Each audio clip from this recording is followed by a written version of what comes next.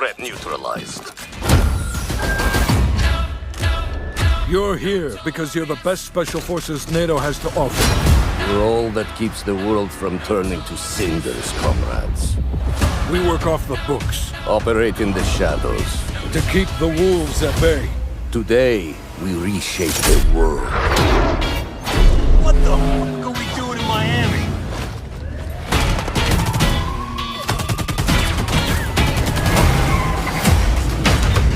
Let them come.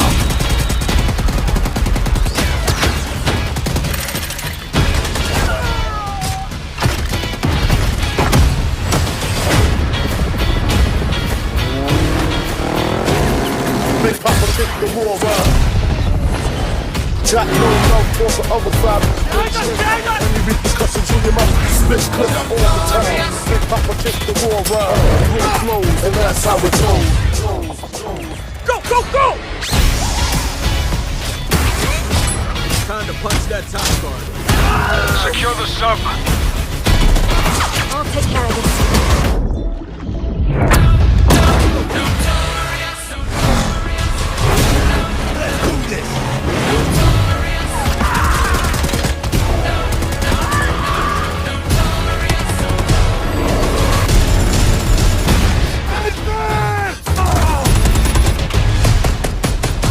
Strike inbound. Evasive maneuver. Ah, shit. Soviet convoy disabled.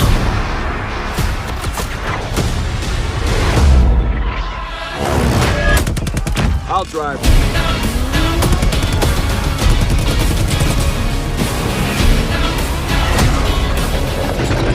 Big Papa took the war around.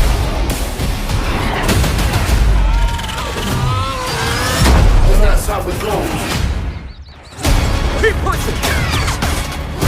No! Over here!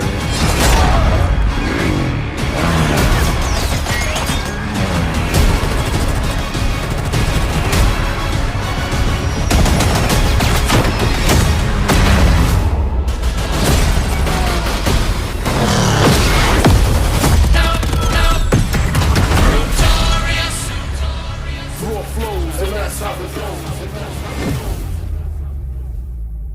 Pre-order a digital copy and get early access to the open beta and instant access to the Woods Operator Pack in Modern Warfare and Warzone. What I love about Satellite is the fact that it's just this amazing natural space.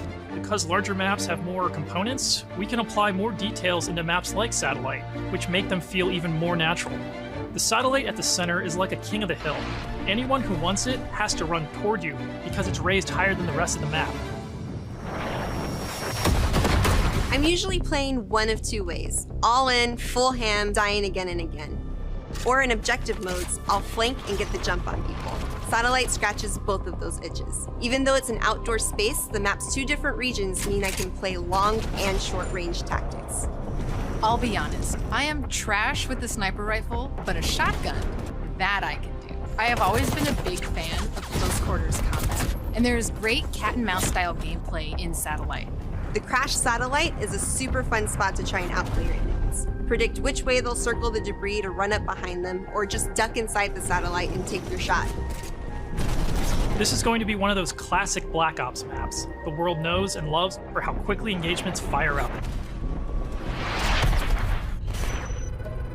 East and West collide on the open seas in a top-secret mission.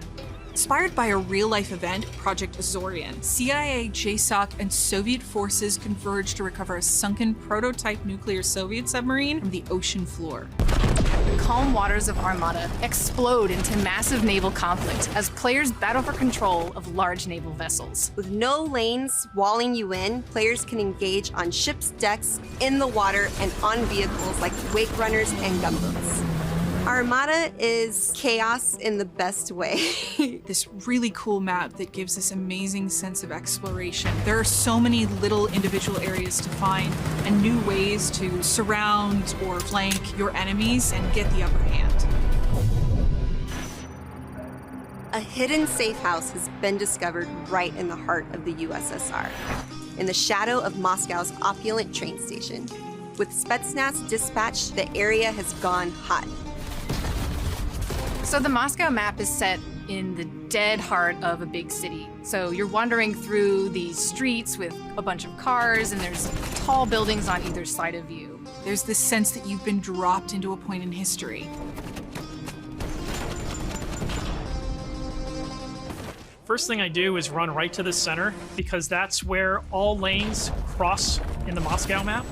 And eventually, it doesn't take long, people are gonna run through the metro station. So you can just sit there and wait, but chances are there's gonna be people running right into your line of fire right off the bat. It's a classic 3-lane map where teamwork really makes the dream work. 1984. This location is heavily influenced by Miami's famous, or perhaps infamous, Ocean Drive. This is a night map, but one unlike players have seen before. You can sneak through dark, shadowy alleys, go out onto the beach, out into the ocean. You can dive in the water and wade along the coast to get the drop on the other side. Or you can just go right down the street and bask in the neon light. The first time I played through Miami, I could hear this 80s nightclub music playing through the walls of one of the buildings. The little details make it lifelike, and it becomes this joy to experience. Basically, my goal is to never be on the main street in the center, because that is sniper heaven, and that is Brittany hell. So I always go and try to flank and get those snipers from the back. Our art and design teams worked really hard to bring the best possible night experience to the players. You'll see that play out when you sneak in the shadows on the beach or engage enemies in the center strip. It really makes people feel like they're in Miami in the 80s. It's pretty cool.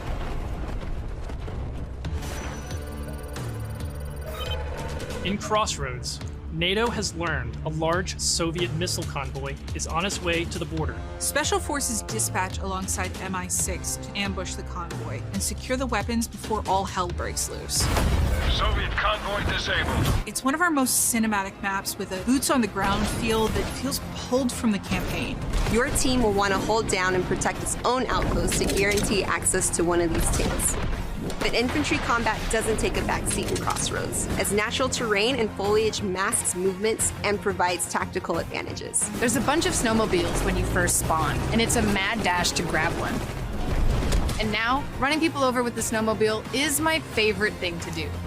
Each environment changes the dynamic of how you